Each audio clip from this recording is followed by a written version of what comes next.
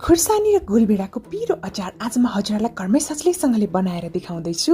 Greetings everyone, YouTube channel अमर पन्छी food वर्ल्डमा हजुरहरूलाई धेरै धेरै स्वागत छ। यो खुर्सानी र गोलभेडाको अचार चाहिँ 1 महिनासम्म मजाले फ्रिजमा स्टोर गरेर राख्न सक्नुहुन्छ। यसलाई हजुरहरूले खाना, रोटी, नान, परोठा जेसँग खानु भए पनि हुन्छ। आजको रेसिपी 4 जनाको लागि बनाउन जाँदैछु। त्यसको लागि मैले रातो र पाकेको गोलभेडा 200 ग्राम लिए। रातो खुर्सानी 5 देखि 8 वटा लिन सक्नुहुन्छ। कागती आधालाई लिए। टिमुर 15 वटा जति चाहिन्छ। तोरीको तेल 4 चम्चा लिए। लसुन 5 वटा जति चाहिन्छ। यो चाहिँ मेरो अर्ग्यानिक लसुन हो र अदुवा चाहिँ 10 ग्राम जति चाहिन्छ हामीलाई है। साथसाथै नुन 1 चम्चा है। रातो धुलो खुर्सानी 1 चम्चा, बेसार आधा चम्चा र धनियाको धुलो आधा चम्चा पनि चाहिन्छ। र यो रेसिपी बनाउन एकदमै सजिलो छ है। लामो समयसम्म स्टोर गर्नको लागि एउटा ट्रिक पनि सेयर गर्दैछु, त्यही भएर भिडियो अन्तिमसम्म हेर्नुहोला। मैले चाहिँ यस्तो वाला अर्ग्यानिक लसुन युज गरेकी छु। यो चाहिँ मेरो बारीको आफ्नै लसुन हो है। एकदमै टेस्टी हुन्छ यो लसुन चाहिँ। छोडाउन अलिकति गाह्रो हुन्छ तर टेस्टमा चाहिँ एकदमै मिठो हुन्छ। र मैले चाहिँ यो नछोडाइकनै मजाले सफा गरेर टिमुर, लसुन र अदुवालाई यसरी एउटा सिलौटामा पिस्दैछु। हजुरहरूले मिक्सरमा पिस्नु भए पनि हुन्छ है, तर हाम्रो अथेन्टिक नेपाली तरिकामा चाहिँ म बनाउँदैछु है। यो चाहिँ पुरै धुलो पिठो पनि पार्नु पर्दैन, हल्का प्रेस मात्र गरेकी हुँ। 4 चम्चा तोरीको तेललाई मजाले तताउनु होला। त्यसपछि अघि पिसेको लसुन, अदुवा र टिमुरलाई राखेर एकैछिन फ्राई गर्नुपर्छ। खुर्सानी पनि यसैमा हालेर फ्राई गरेँ। यो चाहिँ पिरोवाला खुर्सानी भएर मैले 5-6 वटा मात्र युज गरेँ। हजुरहरूलाई एकदमै पिरो चाहिन्छ भने जतिवटा खुर्सानी युज गर्नु भए पनि हुन्छ है। र त्यसपछि धुलो मसला राखेँ। नुन, खुर्सानी, बेसार र धनियाको धुलो पनि राखेर एकैछिन फ्राई गर्नुपर्छ। मसलालाई फ्राई गर्दा एकदमै टेस्टी बन्छ अचार।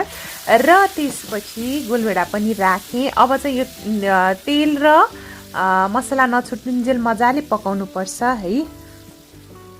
हजुरहरूलाई यो भिडियो मन पर्यो भने लाइक गरिदिनु होला र मन परेन भने चाहिँ डिसलाइक गर्न पनि सक्नुहुन्छ है।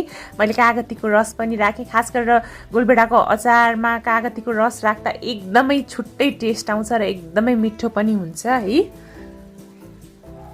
र हजुरहरूले मेरो च्यानल अमर पन्छी फुड वर्ल्डलाई सब्सक्राइब गर्नुभएको छैन भने प्लिज सब्सक्राइब पनि गरिदिनु होला है त। हेर्नुहोस् त, यसरी लगभग 6 देखि 7 मिनट पकाइसकेपछि यतिको हुन्छ। र गोलभेडाको अचारमा चाहिँ कहिलेकाहीँ कस्तो कस्तो टेस्ट आउँछ, तर्रो तर्रो टाइपको। त्यही भएर चिनी आधा चम्चा पनि राखेँ मैले। चिनी राख्यो भने चाहिँ टेस्टलाई ब्यालेन्स गर्छ। यो रेसिपी चाहिँ एकदमै हाइजेनिक पनि छ है। खासै धेरै तेल पनि युज गरेकी छैन है। फ्रिजमा चाहिँ स्टोर गर्न सक्नुहुन्छ 1 महिनासम्म। यतिकै राख्नु भयो भने चाहिँ 1 हप्तासम्म बिग्रदैन। मैले चाहिँ यो अचार नबिग्रिनको लागि 3 चम्चा जति भेनेगर पनि युज गरेँ। भेनेगर युज गर्नुभयो भने अझ लामो समयसम्म सिसीमै स्टोर गर्न सक्नुहुन्छ है। यसलाई चाहिँ मिक्सर पनि चाहिँदैन पिस्नको लागि, यतिकै तयार हुन्छ। यतिको तेल र मसला छुट्टिसक्यो। म हजुरहरूलाई अगाडिबाट क्लोजअप गरेर देखाउँछु है त। हजुरहरूलाई मैले कुनै पनि अरू रेसिपी बनाएको हेर्न चाहनुहुन्छ भने तल कमेन्ट सेक्सनमा कमेन्ट गरिदिनु होला है।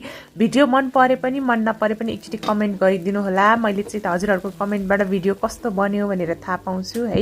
यसलाई चाहिँ सेलाइसकेपछि मात्रै स्टोर गर्नु होला है। तातै भनेको अचार चाहिँ स्टोर गर्न मिल्दैन। एयरटाइट बोतल वा प्लास्टिकको बोतल वा सिसाको बोतल चाहिँ सबैभन्दा उपयुक्त हो। हेर्नुहोस् त कस्तो खाउँ खाउँ लाग्दो अचार रेडी भइसकेको छ। र म टेस्ट पनि गर्दैछु है। मलाई चाहिँ परोठासँग एकदमै मनपर्छ यस्तो वाला फत्काएको अचार चाहिँ। गोलभेडा र खुर्सानीको एकदमै टेस्टी भइसकेको छ है। एकदमै मिठो लाग्यो। Thank you so much for watching. च्यानललाई सब्सक्राइब गरिदिनु होला र भिडियोलाई लाइक, कमेन्ट र सेयर गरिदिनु होला।